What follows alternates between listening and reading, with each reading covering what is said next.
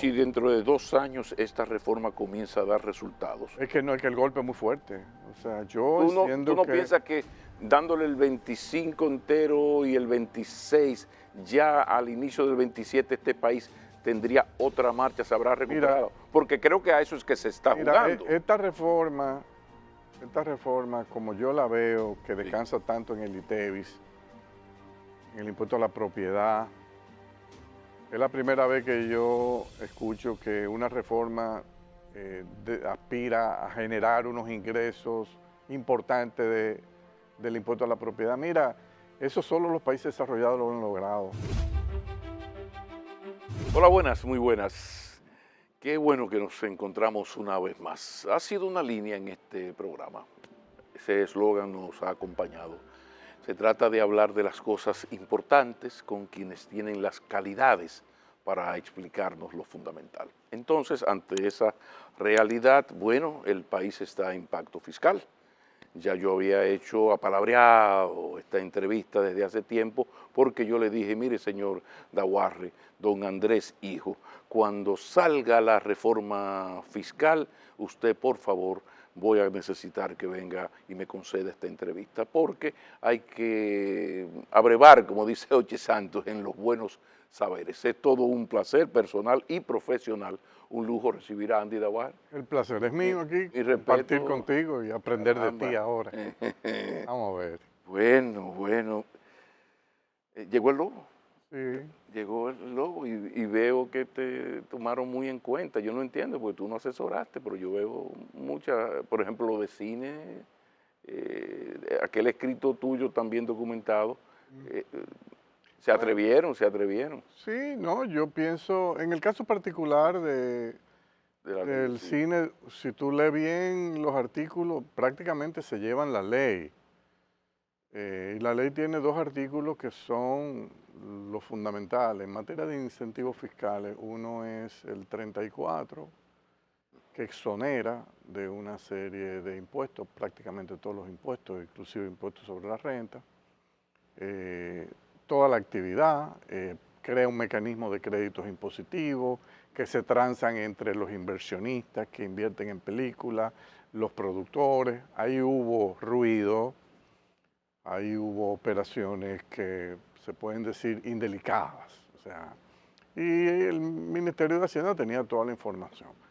Está también el artículo 39, que está más orientado a los estudios de cinematografía. ¿Y eso se lo llevaron también?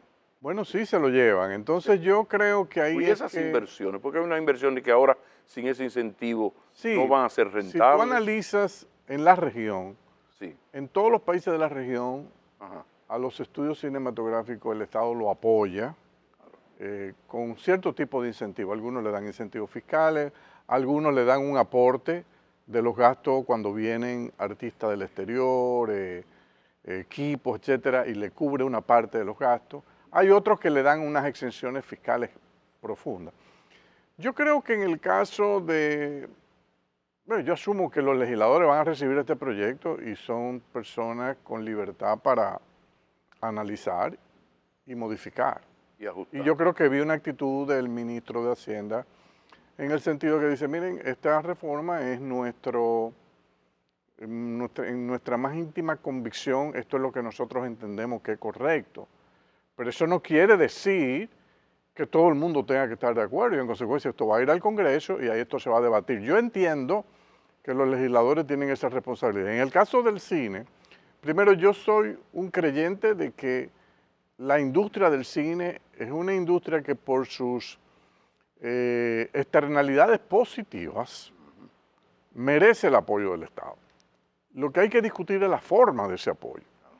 En el caso de la producción cinematográfica dominicana, yo entiendo que lo correcto y lo más transparente es la creación de un fondo importante que podemos empezar con 1.500 millones de pesos para apoyar y premiar los mejores guiones y al mismo tiempo tenerle atado un aporte para la producción, un aporte para la distribución y un aporte incluso para la exhibición de películas cuya demanda no está garantizada. En el ámbito cultural, educativo, histórico, etcétera, eso generalmente sucede. Entonces, yo entiendo que eso es positivo, apoyarlo de esa manera. Claro, ¿quiénes determinan los premios? Los miembros de los comités políticos de los partidos políticos, no. Vamos a crear una comisión de intelectuales pesados del país que puedan participar. Yo mencioné 9, 10 nombres de personas que a mí me luce que harían un trabajo fabuloso, y eso debería insertarse dentro de las labores del Ministerio de Cultura. Entonces, la otra parte de los estudios, ¿qué es lo que yo haría? Mira, por lo menos yo le daría tratamiento 100% de zona franca. ¿Por qué? Porque los estudios de cinematografía pesados, como ese que hay en Juan Dolio, ese es un estudio que está orientado a ofertar facilidades a producciones que vienen del exterior a República Dominicana. Y eso tiene una serie de beneficios colaterales de proyección del país, pero además de eso, no hay duda de que cuando esa gente viene hay gastos locales importantes. En hoteles, en alimentación, en movimiento de equipo, alquiler de equipos locales, contratación. Entonces, ¿qué es lo que se debería hacer? Bueno, tú vas a operar como un parque de zona franca. Si tú estás dando servicio de exportación, de filmación cinematográfica al exterior, tú no vas a pagar nada de impuestos. Nada, absolutamente nada. Ni arancel, ni TEBI, ni impuestos sobre la renta, ni ganancia de capital, nada de eso. Ahora, si tú das el servicio a una empresa local, entonces tú pagas lo que está establecido para la zona franca cuando venden en el mercado local, y se acabó.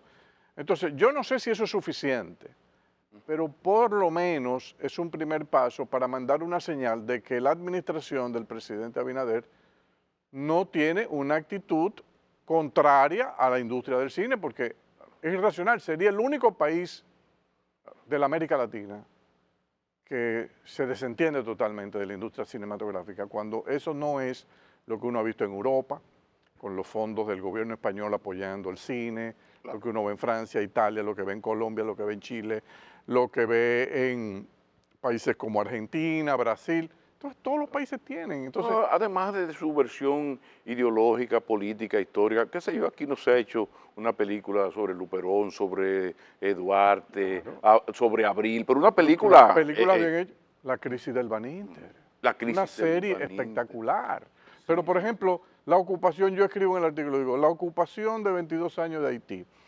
¿Tú te imaginas una serie de ese periodo que puede partir del libro de Fran Moya? Tú partes de ahí, la montas, negocia con Netflix. Si le tiene que dar unos cuartos a Netflix, el gobierno se lo da. ¿Cuánto que me va a costar que tú me metas esto? No, me va a costar 5 millones, toma los 5 millones. ¿Por qué yo creo que es importante? Para que en Occidente entiendan que la relación nuestra con Haití no es la misma que la relación de los fundadores de los Estados Unidos con los esclavos que trajeron de África, que es al revés.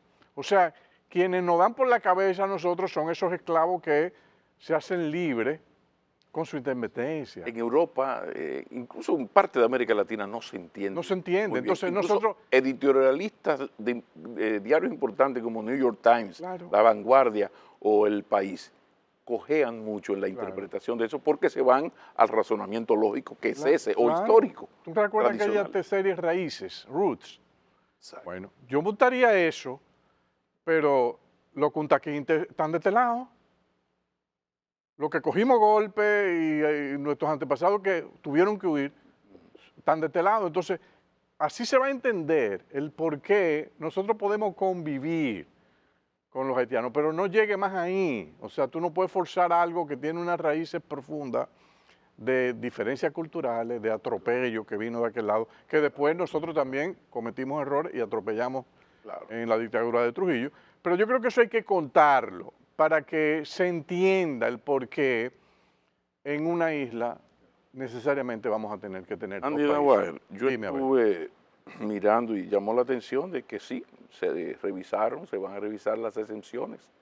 Se le llamó la atención al sector turístico, por ejemplo, sí, zonas francas, incluso, ahí aprovecho y te lo dejo caer porque esta semana en A Diario, en el matutino, entrevistamos a Jaime Aristi Escudero, y él en un momento nos dijo que en verdad el gran peso de la reforma cae sobre los más poderosos, A uno le llamó la atención las exenciones. ¿Qué te parece todo esto? Mira, lo primero que hay que entender es que las exenciones, cuando tú desmantelas las exenciones, el primer año tú no ves un chele. Porque simplemente, primero, todos los hoteles y todos los desarrollos turísticos que se benefician de Confotur ahora, eso se respeta. Incluso proyectos que ya tienen la aprobación de Confotur, yo hasta donde entiendo, se le va a respetar esos derechos adquiridos. En consecuencia, por ahí tú no vas a cobrar nada ahora. Y en lo que se empiezan a construir nuevos hoteles, pero para que paguen impuestos, eso va a tomar un tiempo. Entonces, lo mismo, Zona Franca, que constituye para mí una de las aberraciones más absurdas que tiene ese proyecto, y yo espero que esos legisladores corrían, porque para mí es un error.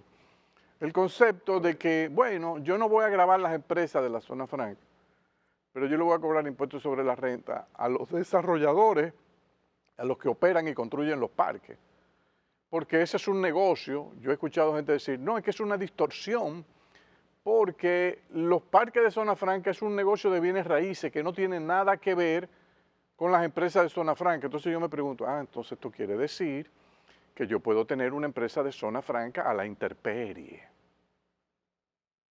Solo un ser que diga, o sea, que entienda que las empresas de Zona Franca pueden operar sin calles, sin facilidades sanitarias, a la intemperie, diría que el parque está desconectado de la empresa. No. O sea, tú lo que estás viendo, México, Costa Rica, Salvador, Honduras, Nicaragua, todos los países que están acogidos a DERECAFTA, los parques de Zona Franca, los desarrolladores, los operadores están exentos de impuestos sobre la renta. Entonces nosotros, como somos los más bonitos de la región, le vamos a decir, no, tú me vas a pagar un 27. Eso para mí sencillamente es un error que yo creo que los legisladores deben echarlo para atrás, principalmente los legisladores de 6 o 7 parques que ya estaban anunciados que se iban a construir en diferentes localidades del país, que ahora no se van a construir, porque nadie se va a meter en eso. Si tú puedes instalarlo en Costa Rica sin pagar impuestos, o lo puedes instalar en México sin pagar impuestos. Hoy día México y Costa Rica tienen al gobierno detrás de los desarrolladores de parques, metiéndole no solo los incentivos fiscales, sino cualquier tipo de ayuda adicional que necesiten. ¿Por qué? Porque el nearshoring ha detectado un fuerte crecimiento de demanda por espacio que no tenemos. Los parques nuestros están todos llenos. Sí, están todos llenos. Entonces, queremos expandir. Sí, pero ahora tú vas a expandir, pero tú vas a pagar un 25. Entonces, óyeme, me parece un contrasentido. Primero, eso no va a dejar un centavo ahora. No deja un centavo ahora. Entonces, ¿por qué tú vas a hacerte diferente a la región? El modelo de Zona Franca, o tú lo coges o tú lo dejas. Pero no es de que, mira, yo lo voy a coger, pero te voy a quitar esto y esto. Entonces tú no entiendes el modelo de Zona Franca.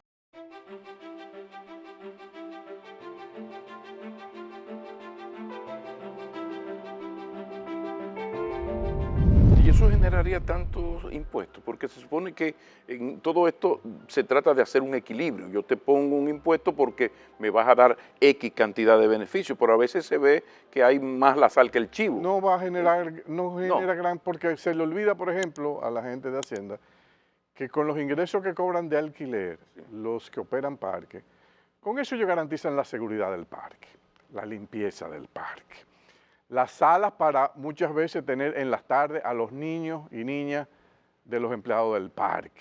Exacto. Organizar todo el sistema a veces de facilidad de transporte de entrada y salida del parque. Entonces, no es que se están bañando, se están ganando. Además, el precio del alquiler es un precio que no es de que Dominicana puede cobrar 10 y Costa Rica puede cobrar 5. No, eso es un precio estándar porque es una industria global. Entonces nosotros, los beneficios que se generan ahí son beneficios estándar y no es más atractivo Dominicana que Costa Rica. En consecuencia, yo creo que lo primero que deben hacer los legisladores es corregir eso, porque eso realmente es una falla. Lo de turismo me parece también excesivo. Me llevo Confotur en todo el territorio nacional. Bueno, pero yo entiendo que el gobierno está detrás de un proyecto grande de Punta Bergantín, sí, para desarrollar todo el norte. Entonces todo eso se murió ya. Pero tú hiciste, es que, no, es que pero que yo le dije, si usted llámeme a mí, que yo soy amigo de Andy, eso se arregla, un café Santo Domingo, porque tú lo explicaste muy bien en aquella entrevista. O sea, el turismo en sentido general sí. Ahora, hay puntos de desarrollo que no se pueden abandonar. Tú me dices casa de campo. ¿Se justifica con futuro en casa de campo? Yo te digo que no. La capital, ¿se justifica? Te diría que no. Pero Baní, mucho menos. A mí me da miedo los turistas en la capital, en una ciudad que un aguacero te puede provocar 10 turistas muertos, ahogados. Que yo no veo esa obra a propósito en el proyecto de reforma. ¿Dónde está el proyecto de desagüe de la ciudad, de drenaje pluvial del Gran Santo Domingo? Vale 2.500 millones de dólares.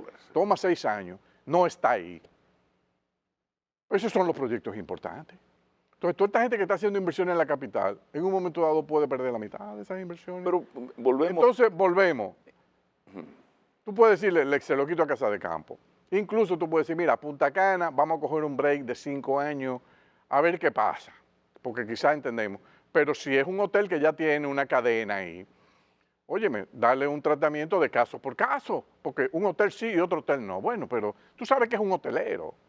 Claro. Entonces yo tengo para el turismo otro esquema de cobro de impuestos que es diferente a lo que tienen previsto las autoridades, que es un modelo como se lleva la guerra. La zona norte yo le dejaría con Fotur, Pedernales yo le dejaría con Fotur, todo el sur profundo, Barahona, yo le dejo con Fotur, le doy 10 años más. ¿Cuál es el problema? Si lo que queremos es estimular.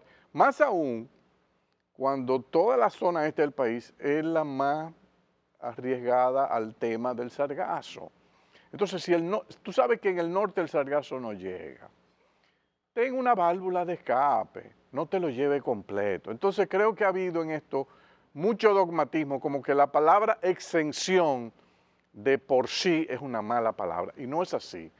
La palabra exención es mala palabra si tú no tienes ningún tipo de regulación y supervisión que fomenta el abuso. Pero vi a Jochi Vicente que habló en cuanto a las excepciones, algo muy lógico, que es lo que no se hizo. Mira, yo a este sector le voy a dar una excepción por 10 años. Y a los 10 años la reviso. El problema fue que la dieron y más nunca la revisaron. Claro, ahí es que tuvo el error. Claro, pero por ejemplo, hay una ahora, tú ves una parte, se llevan todos los fideicomisos.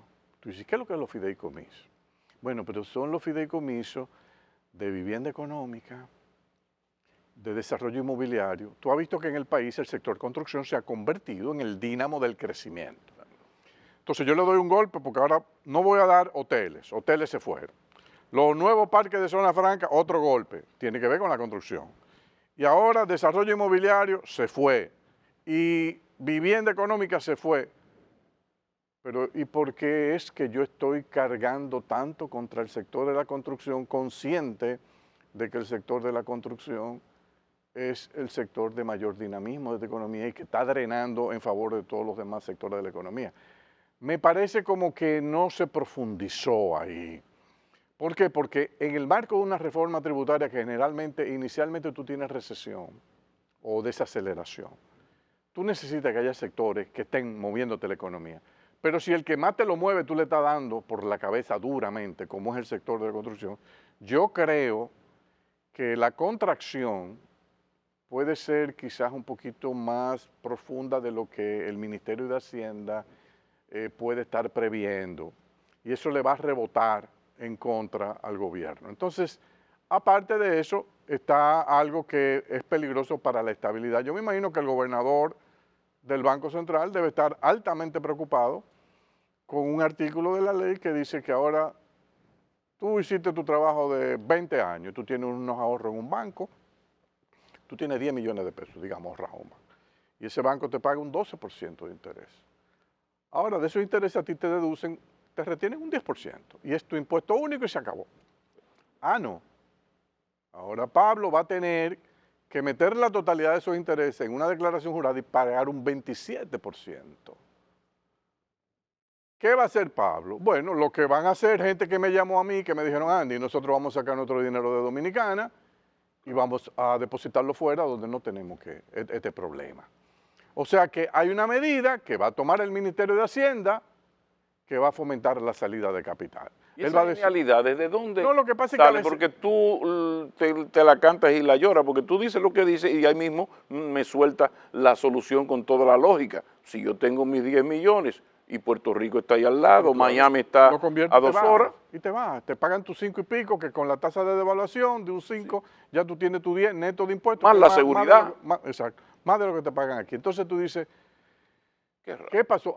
Es que leen códigos tributarios de países occidentales que ven que quizás tú declaras la totalidad, pero lo leen incompleto el código, porque allá hay un viaje de deducciones que no la leen aquí, que si tú eres casado o no, que si tú tienes tantos hijos o no, que las deducciones por educación, no, que si tú tomas un financiamiento y tienes gasto de interés. O sea, el listado es tan grande de deducciones que tú no terminas pagando nada.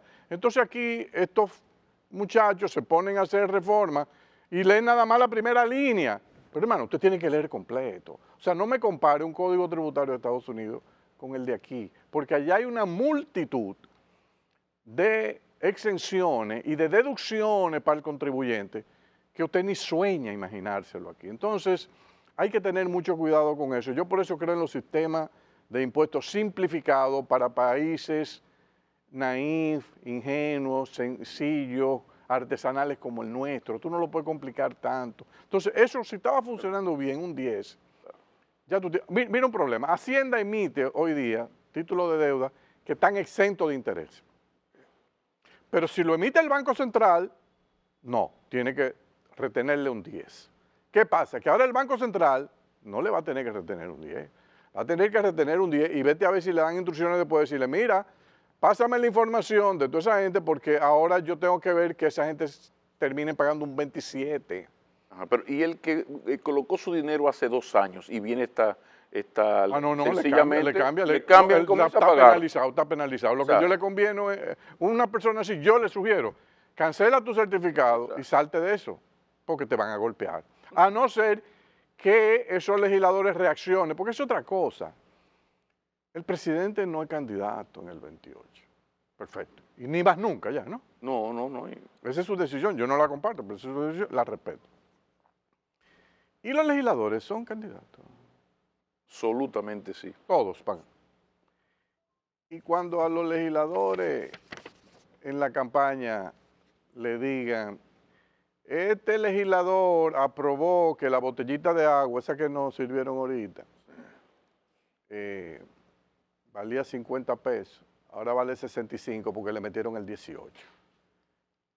Porque la berenjena, la yautía, el tomate, la lechuga, la carne de res, la carne de cerdo, nada de eso tenía. Y ahora miren, te van a llenar el país de cartelones. Eso no le da un contenido regresivo peligroso, porque estamos hablando de pan, pollo, arroz, leche, huevo, plátano, yuca y se acabó. Eso es lo único que no va a tener ITEVI, pero todo lo demás va a tener ITEVI. Y eso no le da un sentido regresivo del carajo. Claro, bueno, tú sabes que las exenciones en el ITEVI... Porque no está el café. Claro, las exenciones en el ITEVI es lo que ayuda a reducir la regresividad del impuesto. Si tú haces un esfuerzo para generalizarlo, tú tienes ese problema. ¿Por qué nosotros en la reforma del 16, del 20 y del 24, la que preparó la fundación, nosotros hacíamos una diferencia que yo he visto? Y le van a pegar 18, va a tener 2 tasas el sistema, 18 y 0. Nosotros planteábamos 18, 10 y 0. El 10 era para esas cosas delicadas, para que no fuese tan fuerte el impacto. Porque no hay duda que tú necesitas que todo por lo menos tenga un 1% de ITEVI para la riqueza de información cruzada que te va a dar. ¿Y hay dificultad para cobrar cuando se ponen varios ITEVIs? No, hombre, no, pero ahora tenemos 2, 18 y 16 y 0. Entonces el de 16 pasa a 18 y lo que tenía 0, unas partidas que tenían 0 pasan a 18. Yo encuentro que el paso de 0 a 18, esos legisladores, olvídense del presidente, el presidente no es candidato, ustedes van a, sepan que el PRM, yo honestamente, tengo que decirlo aquí abiertamente, pero yo creo que los candidatos del PRM, si aprueban ese ITEVIS como se lo mandaron, le estoy dando un servicio aquí gratis, van a tener problemas para las elecciones del 2028 y pueden ser barridos la mayoría. porque eso da para una campaña bellísima de la oposición. Entonces, ¿qué yo creo? Que ese proyecto recíbanlo 18. Recíbanlo y siéntense a evaluarlo y a ver cómo ustedes lo humanizan un poco. Pero esa debe ser la idea. Me imagino que ahora hay todo un proceso de vista pública, de negociación. Y yo no creo que al presidente le conviene que el PRM pierda el control del Congreso mayoritariamente en las próximas elecciones. Yo creo que con este proyecto se pierde.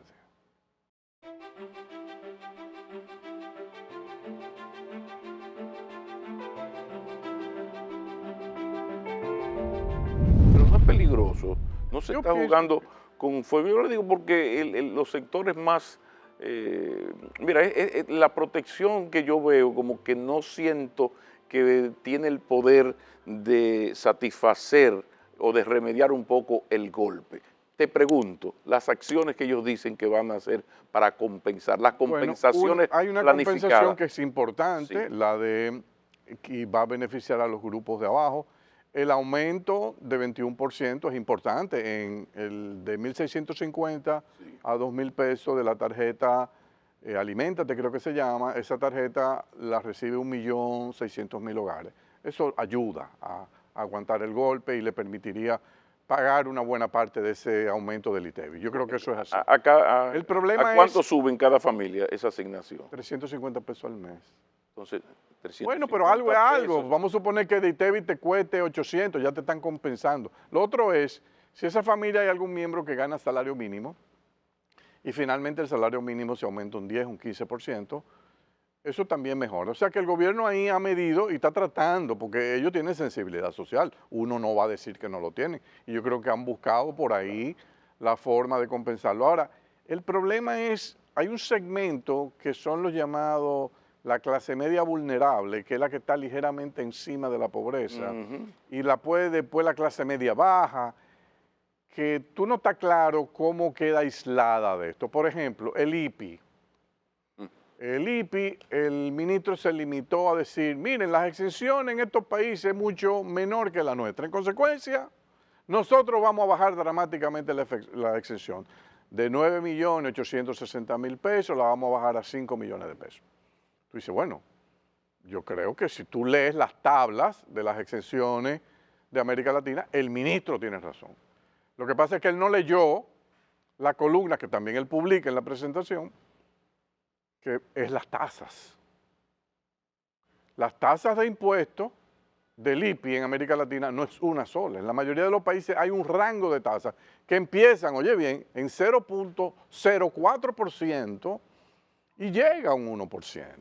Y hay países que tienen 0.25, 0.35, 0.50. Yo recuerdo en la reforma que nosotros le preparamos al gobierno de Danilo Medina en el 2016, teníamos una reforma del IPI donde nosotros no tocábamos el mínimo exento, pero sí bajábamos las tasas para combinarlo con un aumento de la valoración que debía hacerse. Porque la verdad es que la mayoría de las propiedades a nivel de la DGI están con un valor muy por debajo del valor de mercado. Andy, pero desde el 92 para acá, ¿tú has participado como protagonista o coprotagonista en el diseño de las yo diría que desde fuera, más que desde fuera, o sea, pero he dado mi opinión, ha sido como una asesoría externa. Sí, pero has estado muy vinculado, no como ahora, que yo te seguimos leyendo, vienes aquí, a uno que otro medio, pero en esta oportunidad no ha habido esa asesoría externa de una experiencia, de poner al servicio del país una experiencia. No, yo lo que he recomendado lo he escrito. A veces he recibido comentarios de gente del gobierno que me dice, me parece bien, no me parece bien, pero yo respeto, porque en realidad esta es la reforma del presidente Abinader y su equipo, entonces uno tiene que respetar eso. Yo puedo tener una asesoría externa, yo me refiero, si tú tienes un técnico que en los últimos 30 años ha participado en todos, en el diseño de todos los proyectos de reforma, fallidos o no, y tú lo tienes ahí, no es que lo pongas en el equipo, porque yo sé que hay celos y todo, pero una persona para ven, dame tu opinión, vamos a... Es como que tú hablar de la Constitución y no te sientes a hablar con Milton Ray Guevara. Claro. ¿Me entiendes? O sea, como que cada lechón en su teta, dice el refranero popular. Y estos no son mucho más de 110 mil millones. Porque yo estaba mirando, diablo, pero como que esto es demasiado completo. Es verdad que son 110 mil, porque bueno, según las más de uno dicen que no, que será mucho más. Yo no estoy seguro de que sea mucho más, porque, por ejemplo, ese Tevis, sí, yo no tengo claro cómo lo estimaron, porque yo me imagino que todo eso que tiene que ver con alimentos, el único momento que lo van a cobrar es cuando se vende en el supermercado. Pero yo no veo ningún mecanismo para cobrarlo en los colmados. Entonces, eso por ahí no es mala noticia, porque hasta cierto punto yo estoy dejando fuera de ese impuesto al consumidor que va a ir a un colmado a comprar carne o va a ir a comprar lechuga, a no ser que el colmadero aproveche para subir su tasa de beneficio y diga, bueno, yo le voy a subir un 18 ahora porque el ITEVI lo cobro, pero no pago el ITEVI. Entonces, claro, el pago del ITEVI es mayor, pero el cobro no necesariamente es mayor, porque ¿qué llega a la...? O sea, yo no lo tengo muy claro. Yo respeto las estimaciones que ellos han hecho. Te voy a decir una cosa, la reforma que ellos han presentado es la mitad de la reforma que se necesitaba.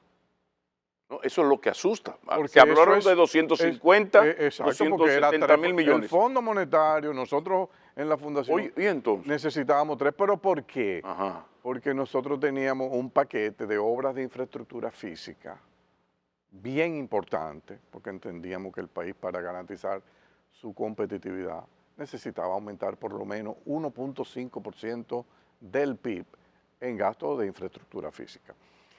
El gobierno menciona unos proyectos ahí. Yo realmente hay proyectos que yo no los entiendo, porque hablan de un tren a San Cristóbal, yo no he visto los estudios, un tren a Boca Chica, cosas así que tú no sabes. Proyectos importantes como la autopista del Ámbar, yo no la veo ahí. Es fundamental para el desarrollo del norte, no lo veo. Y eso eran 420, 430 millones de dólares. Lo que te decía del sistema de drenaje pluvial de la ciudad de Santo Domingo, tampoco lo veo. Sí, Buenos Aires lo hizo y lo resolvió. Nosotros no tenemos eso. Sí, pero en un acto de justicia, Andy Daguajer, ¿hasta qué punto también aquí ha habido mucho dejar hacer y dejar pasar de los anteriores gobiernos que sabían desde el año 2012-13 que se necesitaba esto? Entonces, esto quizás puede ser más traumático de la cuenta, porque los anteriores gobiernos, cada vez que le presentaban cosas como esta, me decían que no era el momento. Espera, no es el momento. Políticamente no conviene. No, pero es así. Yo trabajé en la reforma del 2016, una reforma bien hecha, hicimos los focus groups, midimos las reacciones, a partir de las reacciones armamos todo el esquema de medidas de compensación. La que de los focus groups entendíamos que eran las que eran más fáciles de explicar y asimilar. Bueno, estaba todo listo. Eso fue en la administración del presidente Danilo Medina cuando ganó la reelección, en el 2016. Decíamos, bueno, esto es el momento. Le hubiese ahorrado a este país muchísimo. Pero por razones que yo no entendí en aquel momento. Por la reacción violenta. Porque me dijeron, alguien me preguntó, ¿cuánto va a bajar de popularidad el presidente? Alguien me hizo esa pregunta. Yo le dije, mira, él está en 70 ahora.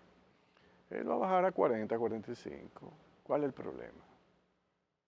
Pero ahora pero ¿cuánto? ¿Y por qué tanto? Digo, óyeme, baja, pero después, con los frutos de esa reforma, era una reforma que no descansaba tanto en el ITEVI. Eso es una realidad. Nosotros descansábamos más en medidas anti-evasión. Pero bueno, iba a haber un griterío en algunos grupos empresariales, pero ese griterío con el tiempo se calma. Pero después, con el crecimiento económico y la creación de empleo, la popularidad iba a terminar como le sucedió a Ricardo Lagos en Chile, que hizo una reforma fuerte, bajó, pero después terminó en 80. Pero quizás es de justo hacer ese reconocimiento a Luis Abinader. Pero yo creo que sí. Que hasta ahora tiene la decisión tomada, aunque hay que ver, porque yo vi una reacción de Ángel, que son los chicos inquietos del CONEP, bastante dura. Pero es que yo creo que lo que los empresarios tienen que hacer, le presentan su opinión al gobierno y se meten en el Congreso a explicar. No a extorsionar ni a chantajear, no. Es simplemente hacer una explicación. Y crucemos los dedos de que los legisladores del PRM, que son los únicos que van a aprobar esto, porque definitivamente la oposición no va a aprobar esto. No, claro. Porque esto es un suicidio para la oposición. Al contrario, este proyecto de reforma, como yo lo veo, es el libreto de la campaña de la oposición para el 28, si no lo modifica. Entonces, eso es lo que tiene que entender todo el PRD.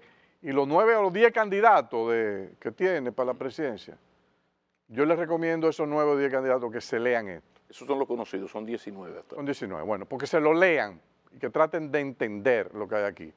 Porque con esto aprobado, lo que se le está llenando es el regreso a la oposición. Y si dentro de 2 años esta reforma comienza a dar resultados. Es que no, es que el golpe es muy fuerte. O sea, yo entiendo ¿Tú no piensas que dándole el 25 entero y el 26, ya al inicio del 27 este país tendría otra marcha, se habrá recuperado? Porque creo que a eso es que se está jugando. Esta reforma, como yo la veo, que descansa tanto en el ITEVIS, en el impuesto a la propiedad, que es la primera vez que yo escucho que una reforma aspira a generar unos ingresos importantes del impuesto a la propiedad. Mira, eso solo los países desarrollados lo han logrado. América Latina es muy deficiente en eso. O sea, va a comenzar la DGI, va a tu casa, mire, esta casa suya está valorada, este apartamento en 8 millones de pesos. Pero nosotros hemos hecho un estudio ahora y eso vale 25 millones de pesos. Entonces usted, 25 menos 5, 20, a usted le corresponden pagar 200,000 pesos de IPI. Pero vamos a suponer que tú estabas pagando 20,000 pesos. ¿Y cómo tú te vas a sentir? Dice, no, pero de esta gente hay que salir rápido, para ver si viene un cambio de gobierno y cambiamos esto de nuevo. Eso es lo que va a pasar. Entonces, tú tienes en DGI un tipo sensato. Yo lo vi en la rueda de prensa, muy calladito, muy tranquilo, porque ese tiene mucho olfato político. Y él de seguro le va a decir, mire, presidente, si ustedes quieren que yo salga a revalorar esto, como ustedes están aspirando, preparémonos. Tú sabes la cantidad de viudas que tienen un apartamento,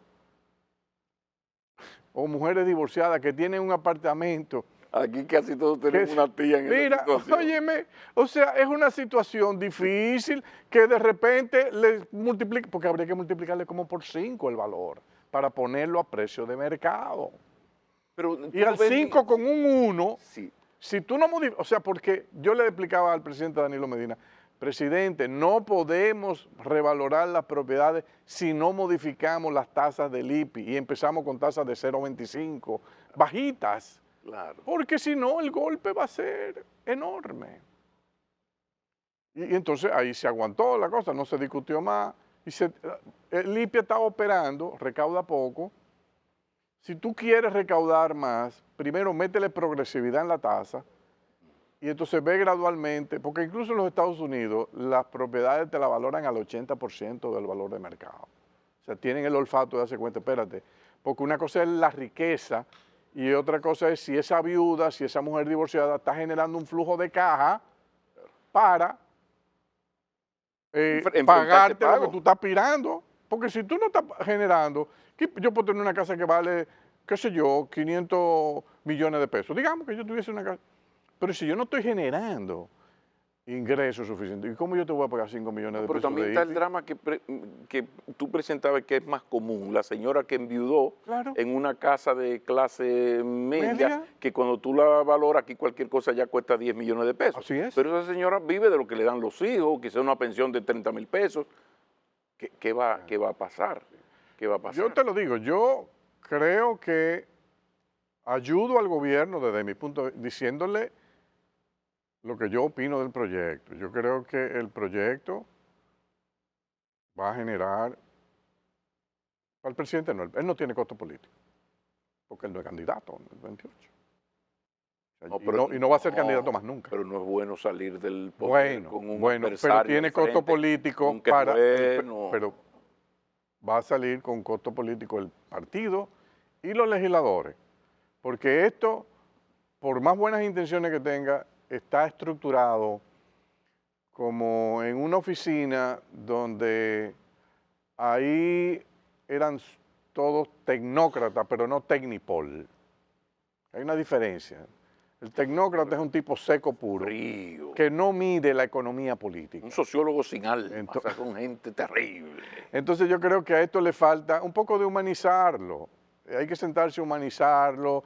Si tú tienes 2 tazas de ITEVI, 18 y 0, contempla 3 tazas, 18, 10 y 0. Como que hay mucho Vicente y poco Pavel, para decirlo de alguna manera. No, yo entiendo mucho que esto Vicente se manejó. y poco Pavel Isa. Bueno, yo digo, vi, para poner el Pavel ministro de Isa un Economía, poco la yo lo vi social. apoyando al ministro de Economía, dice que es muy buen proyecto, pero creo que esto se diseñó fundamentalmente en Hacienda.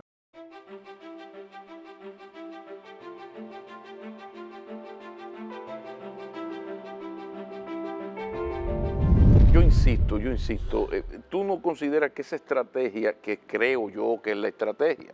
Yo someto la reforma en el 2024, en 2 años esa reforma yo aspiro a que esté dando resultados y la recuperación se pueda ver. ¿Tú no crees que en 2 años, 2 años y medio, ya esto, el ciclón patatero haya pasado un poco? Y Bueno, entonces ya tendremos el 27 y el 28 las elecciones. Yo pienso que el PRM eso es lo que está calculando. Puede ser, o sea, porque en esto nadie había que jugársela. Decir que yo tengo la verdad, no, es posible que yo me esté equivocando y esté sobredimensionando el impacto negativo en determinados grupos de la sociedad que esto puede tener. Pero yo me pongo en el lugar de esa gente ahora y saber, por ejemplo, yo no voy a tener luz eléctrica durante los próximos 2 años. Es posible que haya un tarifazo eléctrico en algún momento. Es posible que si los servicios públicos se siguen deteriorando van a tener que subir peajes, subir la tarifa del metro. O sea, porque yo tengo que hacer una lectura dinámica de todo lo que viene. Y entonces no veo realmente en el panorama unas grandes posibilidades de crecimiento. Además, tú te estás llevando, hay una cuestión que se llama los espíritus animales de los inversionistas, que Keynes lo conocía bien. Cuando tú vienes y tomas una decisión y le haces un anuncio al mundo, la República Dominicana desmantela todos los incentivos tributarios que había. Turismo, zona franca, cinematografía, mecenazgo, fideicomisos para la construcción y para la vivienda económica, proindustria, me lo llevo todo. O sea, tú mandas una señal y tú no estás viendo esa misma señal en otros países. Entonces, por ejemplo, yo quiero ver cuánta gente que va a ir a Fitur este año. Que fueron demasiados. No, pero está bien. El año pasado quizás si esto era para bajar la asistencia, yo creo que no hay mejor proyecto para tumbar la asistencia a Fitur y la algarabía de Fitur que esto. Porque ahora, ¿cómo tú vas a llegar allá? Cuando los españoles te digan, ¿qué es lo que tú traes? Pero ya, yo invertí en ese país porque yo podía recuperar mi inversión, qué sé yo, en 4 años, 5 años. Y la calidad del gasto, porque esto es dando y dando. Esa es otra cosa. O sea, está el tema de lo que yo le propongo al sector productivo, a la ciudadanía. Ahora, yo tengo mi parte. Se ha hablado de la calidad del gasto, de gastar más, pero con mayor eficiencia, o hacer los sacrificios que se anunciaron. Esos sacrificios anunciados, ¿tú crees que son bueno, suficientes? hay noticias contraproducentes. ¿Qué te parece? Por ejemplo, inconsistentes. Cuando a ti te dicen, vamos a fusionar 2 ministerios, pero no se va a perder un empleo. Yo digo, bueno, tú lo que estás tomándome el pelo. Porque en toda fusión de organizaciones y de empresas, algo se pierde de empleo. Algo. Entonces tú me estás diciendo que no, que hay una decisión tomada. En consecuencia, ¿dónde es que ellos van a reducir el gasto? Y era la idea que nosotros teníamos cuando propusimos lo de educación, con educación superior, ciencia y tecnología. Cuando se aprobó la ley del 4%, el ministerio era educación y cultura. Pero dentro de educación, cuando se aprobó esa ley del 4%, tú tenías educación básica, inicial y secundaria, pero también tenía universitaria, superior. Consecuencia que ahí estaba implícitamente el Ministerio de Ciencia y Tecnología. Y era un 4 para todo eso, incluyendo cultura. ¿Qué es lo que yo planteaba? Vamos a fusionar estos tres ministerios. Se lo planteamos a Danilo Medina en un proyecto para el BID que trabajé con Jaime Aristi en el año 2017. Vamos a fusionarlos los tres y nos vamos a ahorrar un 0.3% del PIB. ¿Por qué? Porque del 4 ahora vamos a sacar lo que es el presupuesto de cultura y el presupuesto de educación superior, ciencia y tecnología. Ese era el único ahorro. Ahora, cuando tú ves, y ese es un punto débil que no se inició en esta administración, yo lo dije en un artículo, es una práctica que viene arrastrándose, yo creo que desde el 2012, no antes del 2012, desde la administración de Leonel Fernández 2004, ahí fue que empezó, de darle pensiones a gente que nunca ha trabajado en el Estado. No hay ningún respaldo legal para eso. Bueno, pero sucede que eso ya son muchos miles de millones de pesos al año. Entonces tú dices, tú quieres que yo pague más impuestos para tú, desde el Poder Ejecutivo, sin que te lo apruebe el Congreso, pagar unas pensiones especiales a unos personajes que se desempeñaron toda su vida en el sector privado. Por ejemplo, vamos a darle una pensión a Andy Dawarre porque es un tipo agradable. Ponle ahí 150,000 pesos al mes para que se lleve eso y está en gracia con él. Oh, pero yo no trabajé en el Estado nunca. ¿Por qué tú me vas a dar una pensión a mí? O bueno, pero la cantidad de economistas, periodistas, ingenieros, literatos, músicos, cantantes, pintores. Digo, pero esta gente vendió su cuadro, esta gente tocó, con sus combos ganó muchísimo dinero. ¿Y por qué? Que la familia se hagan cargo de ellos. El Estado no tiene recursos para eso. ¿Tú sabes cuánto va a costar este año la factura de pago de pensiones y jubilaciones de empleados del Estado, entre comillas? 80,000 millones de pesos. Bueno, lo lamentable es que esta reforma tan necesaria haya sido tan postergada. Pero sí, pero no, yo creo que sería un primer paso tuvo importante. El coraje de plantear ahora, lo que hay es orar porque salga bien. Que se haga un trabajo. Y yo vi una actitud positiva del gobierno de sentarse con los legisladores y los sectores a tratar de consensuar algo que sea razonable. Yo creo que hay impuestos incluso que no se tocaron aquí, pero que yo creo que va a haber que dejarlo ya para el 28, porque esta reforma es la primera de dos.